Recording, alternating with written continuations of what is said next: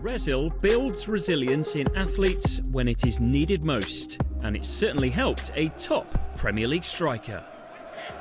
Yarmolenko, Antonio! Acrobatic and emphatic!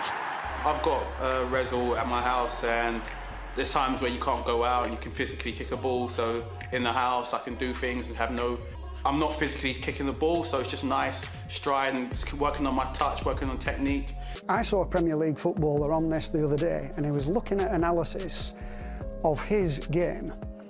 Now this player went in and he went, right, so that's me in this particular game. I've seen that player, I've seen that space, can you rewind it for me? Can I look at that?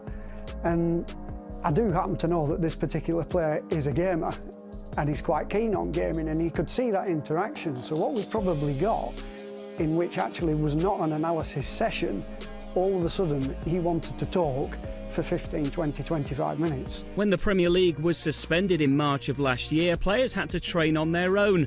Whether fully fit or recovering from injury, virtual reality offers solutions. Yeah, so I have it installed in my house, so during lockdown when we couldn't be playing, I used to just go on that, and it's not like it's work, it's one of those things where it's so fun. It's a virtual game, you work on your technique, you work on your first touch, your passing, and your finishing. We have seen players get back to play quicker.